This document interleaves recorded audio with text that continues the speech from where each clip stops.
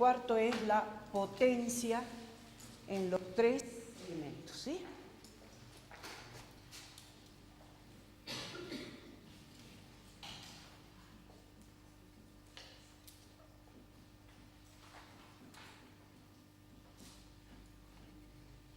Bien, entonces, decíamos, teníamos un circuito donde teníamos los tres elementos, bobina, capacitor y resistencia, conectados a una fuente de corriente alterna del tipo E0 coseno de omega t. En este caso, decimos, la potencia también es igual a la FEM por la corriente, pero cuando están los tres elementos juntos, siempre se produce un cierto desfasaje entre la tensión y la corriente. Entonces, fíjense, la FEM va a seguir teniendo siempre su ecuación, pero la corriente tiene la ecuación del coseno de omega t menos el desfasaje que se produce entre la tensión y la corriente. Entonces, este producto, ¿qué me va a dar? Fíjense, en este caso voy a decir es E0 por I0 por el coseno de omega t y por, ¿se acuerdan de la entidad trigonométrica que vimos el otro día? Que estudiamos cuando vimos la resolución matemática del circuito de corriente alterna. La entidad trigonométrica es que el coseno de omega t menos phi es igual al coseno de omega t coseno phi menos el seno de omega t seno phi.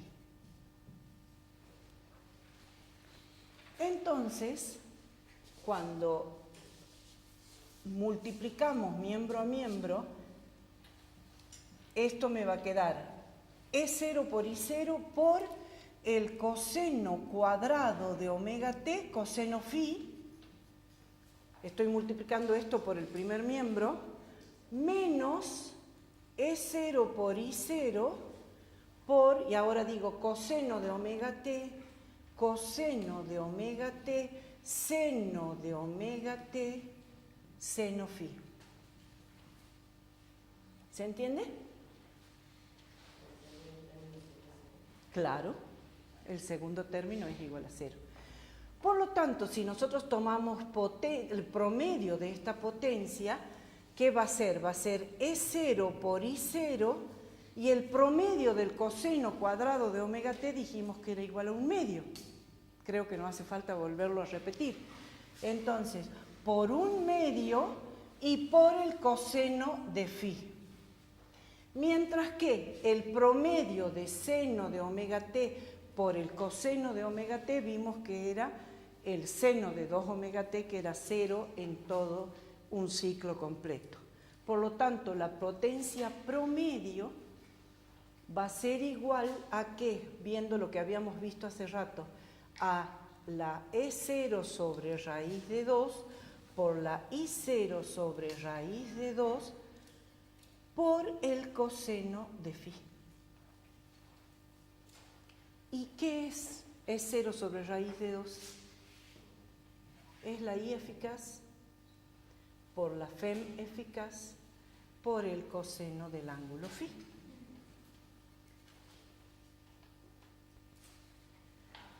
Donde este coseno del ángulo phi se llama factor de potencia y me está indicando cuánto me alejo del valor de la resonancia.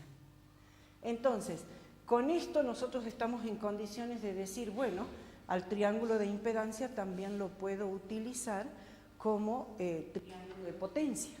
Es decir, fíjense, si la potencia, en este caso le vamos a llamar activa, ¿sí? Esta es la potencia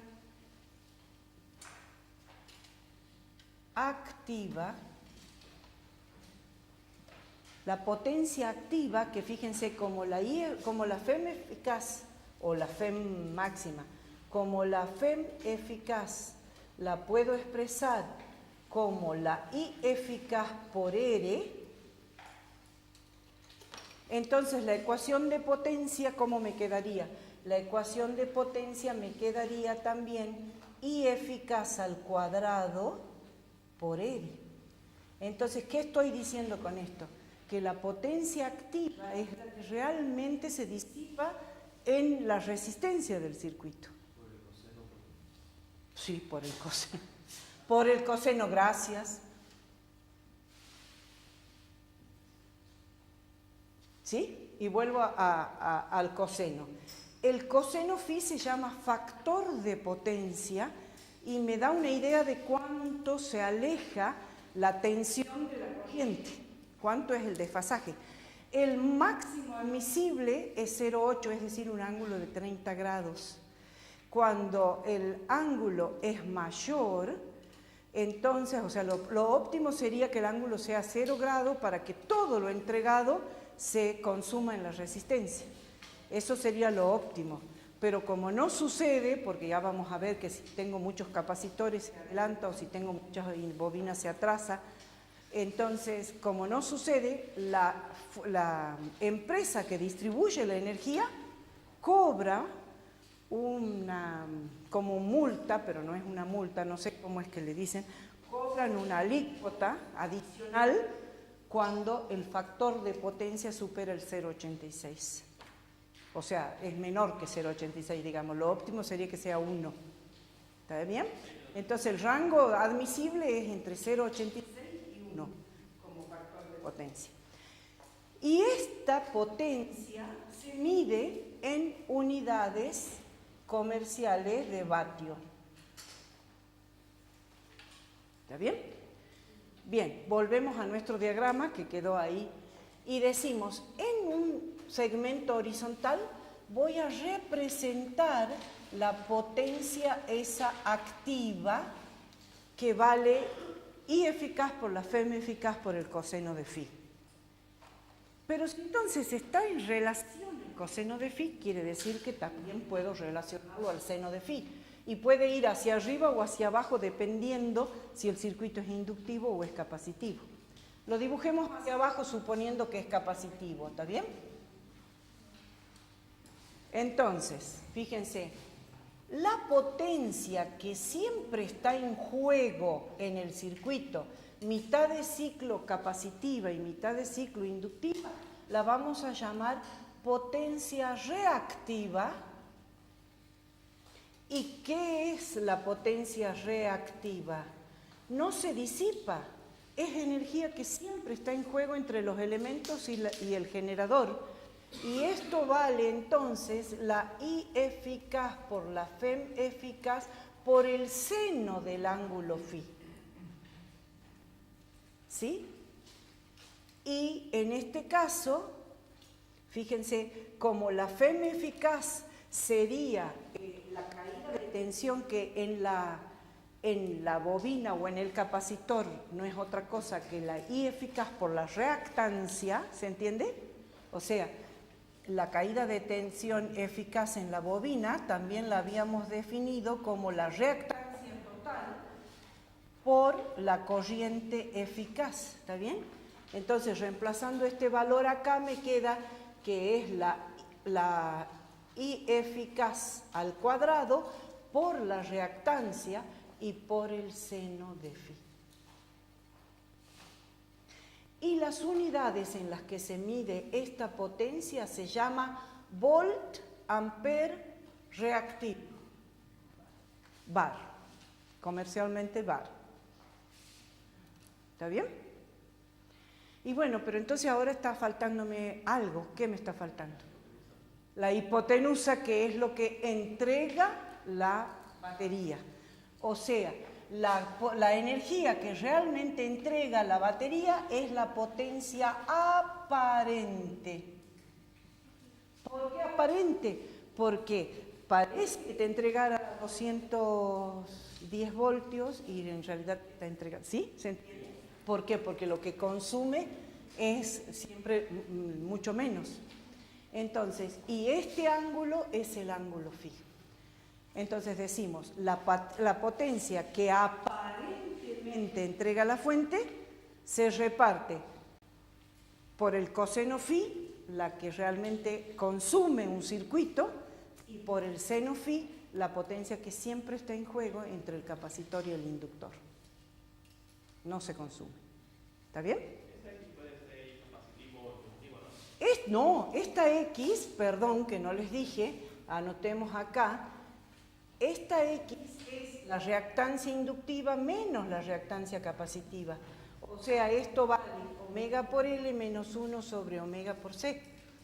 Y ahí apuntaba el problema que ahora después del recreo, sí, porque ya va a ser hora, después del recreo haremos los 2 ejercicios que traje, apuntaba a encontrar estos valores de omega que hacen que la potencia tenga la mitad del valor, pero en un caso positivo y en el otro caso negativo. Es decir, en un caso va a ser un circuito capacitivo y en el otro inductivo.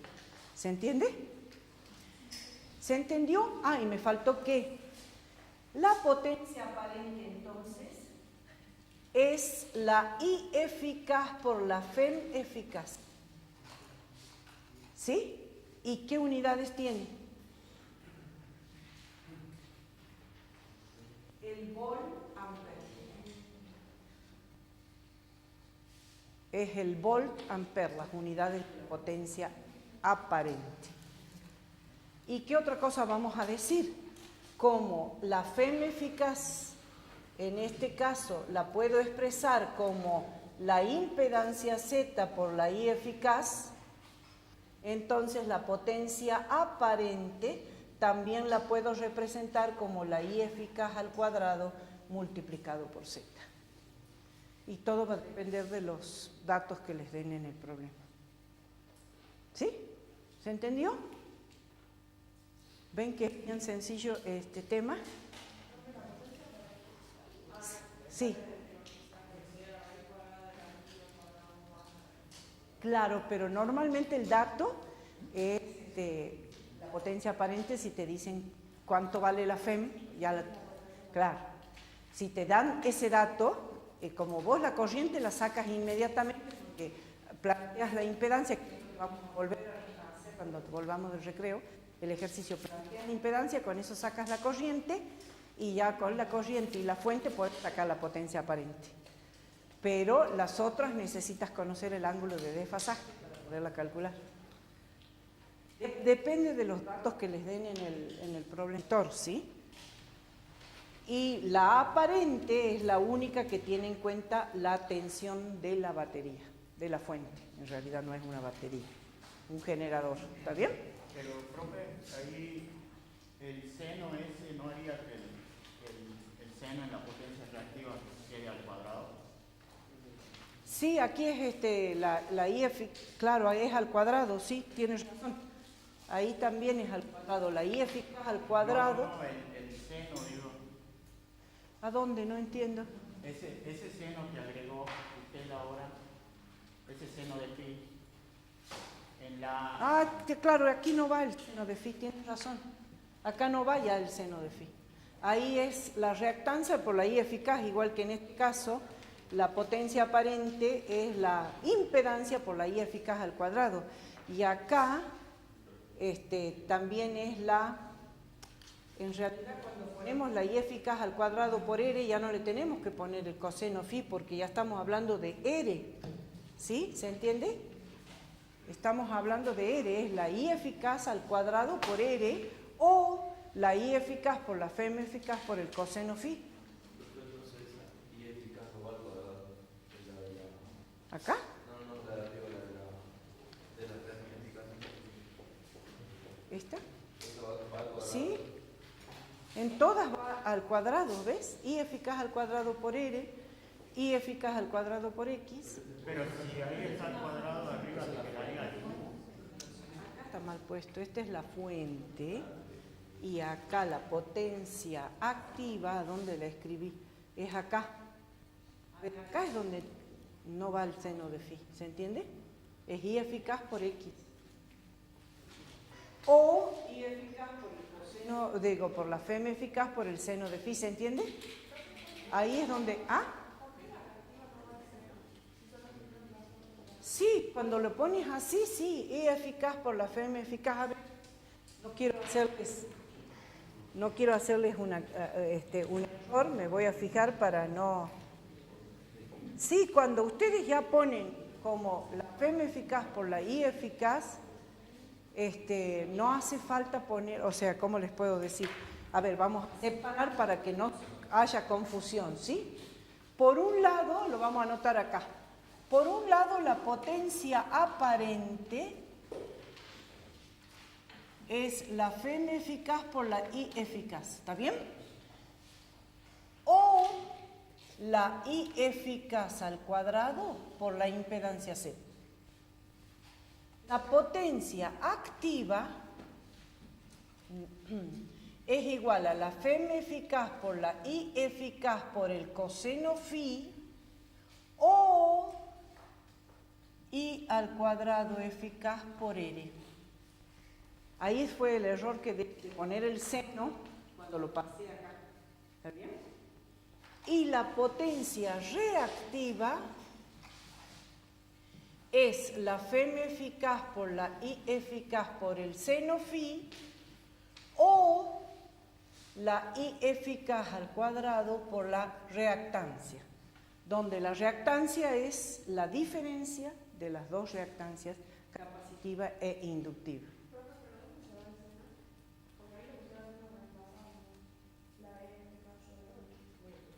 Sí, pero es que pasa que cuando vos ya estás multiplicando por el coseno, estás teniendo en cuenta la resistencia.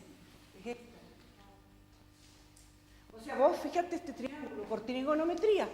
Estoy multiplicando esto por el coseno, lo estoy poniendo en R. Multiplico esto por el seno y lo estoy poniendo en la reactancia. Entonces ya no va el seno y el coseno.